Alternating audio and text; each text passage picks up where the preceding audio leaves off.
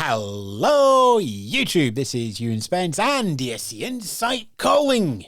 Get the family together. It's time to review Albania. That rhyme almost works.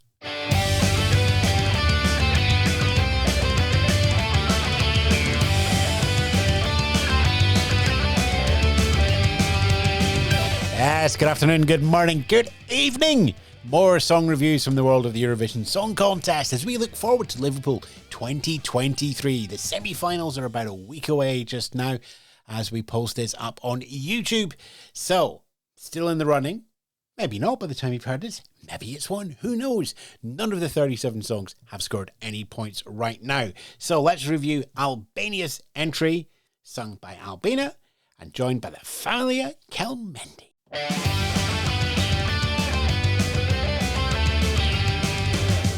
As always with the songs that come out of Festival of Kenya's, Albania tends to deliver us a song that is clearly Albanian when you listen to it. They do deliver a banger. There's a sort of ethno-banger vibe like the kind of Balkans tend to give us. And it's good. You know, once it kicks in, you're kind of bobbing along, you're vibing out. It's compelling. For me, it lost momentum a little bit coming up to the chorus. It kind of just sort of stopped and then started again. But overall, pretty catchy. I also love a Balkan banger. There's something about those vocals and the instrumentation that I guess I only really listen to in Eurovision season, and maybe I need to extend my listening the rest of the year to some more local artists. It kind of goes to one level and stays there, and I would love to see a bit more light and shade, and I think that would have helped it keep the momentum, or rather build to a crescendo. I think it would have been really, really powerful in that case, but I'm still very open to its charms, shall we say. When I was growing up, it was like the sounds that I could hear at Eurovision were unlike anything from the smash hits pop charts that I could hear. That drew me in.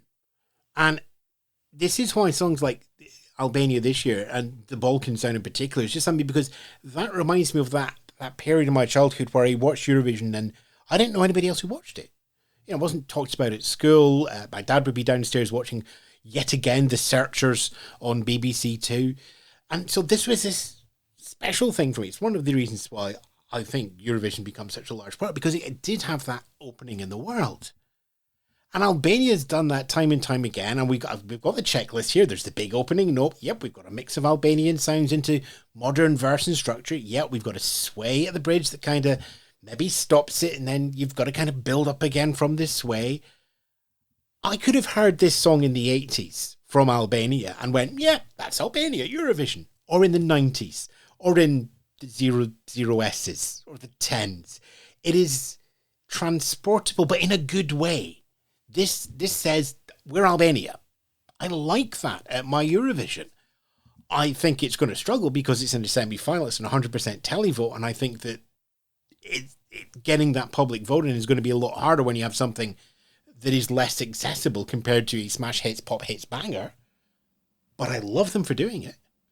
I read a really good article a few years ago about the kind of Airbnb-ification of travel, and how there's now like a hipster aesthetic that wherever you go, your Airbnb looks the same. Then you go to your like coffee shop with the exposed brick walls and the kind of exposed wires, and kind of, do you ever really travel?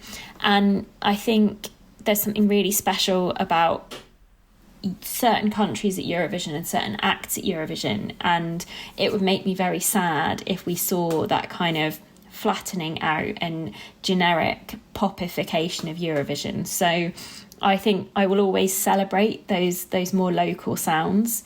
I went on holiday to Montenegro a little while ago, and we had a lot of coach journeys where they just played the radio through the coach, and I was absolutely in heaven. Did not have my headphones in. I was like, what are all these new songs I've never heard before? The Montenegrin top 40. And that's actually increasingly rare. We're in a really connected world now culturally.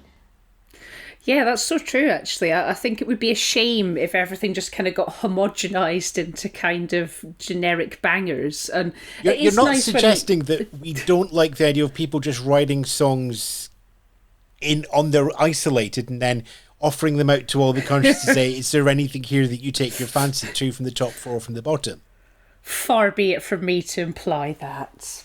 But, I like the idea of looking back to your musical past, though, like you were saying, that kind of the retroness. Someone was telling me that when Fira Flamme were representing Denmark, they had, obviously it sounded really 80s and stuff, but apparently they had deliberate throwbacks to, one half of them was wearing this sparkly purple jacket, and apparently it was a reference to a children's presenter that everybody loved in like the 80s and 90s, and he was one of the very first, I think, openly gay, like he was one of the first AIDS victims.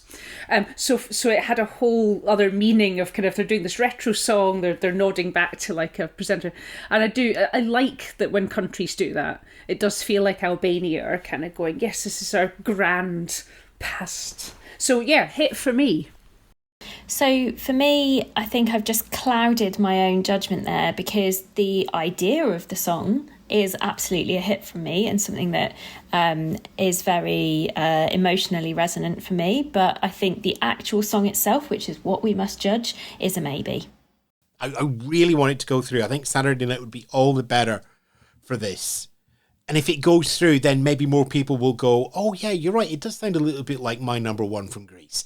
But it's just this rich tapestry that Eurovision, in my mind, should be. This represents that. So I'm going to take that and go, I've got a little bit of a bias here, so I'm just going to just dull it and go, hi, maybe.